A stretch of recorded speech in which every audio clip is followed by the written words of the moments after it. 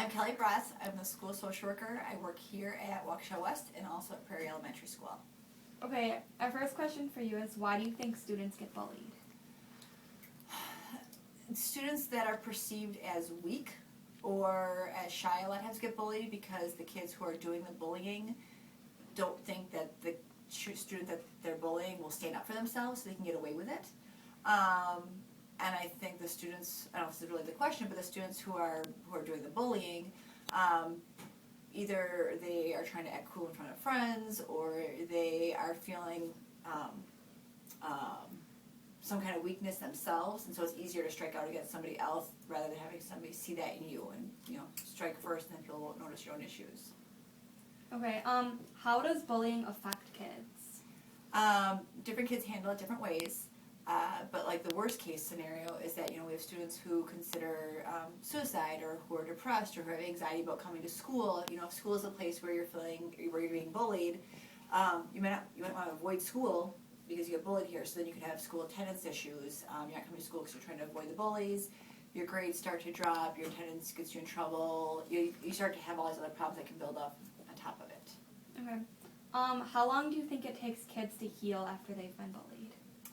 That's a tough one. It would really depend on, was it a one-time bullying incident, or was it, for years, and the severity of it. If there's, lesser bullying and there's more severe, so there's really not an easy answer. It also depends on if the student who was bullied, were they already having issues to start off with. If you have a student who already has depression, and then they experience bullying for years, and it was a pretty severe type, it could take them a lot longer to get through it versus somebody who's got really good self-esteem and a strong support system, and something happened to them one time, it can really vary. Okay. On average, do you think bullying has gotten worse over the years? I don't think so, but I'm sitting in here. I'm not in the hallways, seeing it. I think there's more attention to it in the media, and I think whenever there's more attention to it, people think there's more of it going on, and I don't think that there necessarily is. I think just people are seeing it now maybe and paying attention to it more. I also think there's a lot of things that people refer to as bullying that really aren't bullying, but it's a buzzword that people use a lot, and so it's easy to say that's bullying.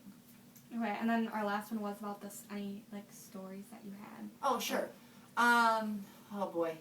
I'm trying to remember stories that I've shared before. I guess I was just saying, I have students who get bullied for all sorts of reasons, and I work, like I said, both at the elementary school level and the high school level. So, at the elementary school, it can be a lot smaller, or it can be the types of bullying can be less severe at the elementary school, but because you're also a younger age and you're more immature, it can affect you more severely, depending.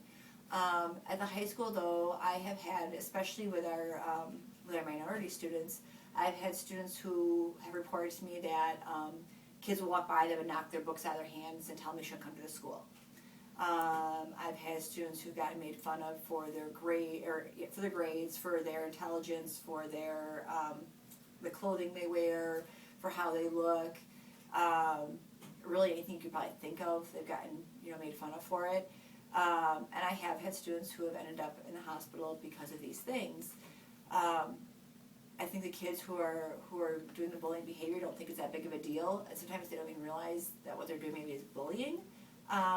But it can have some pretty significant consequences or effects on people.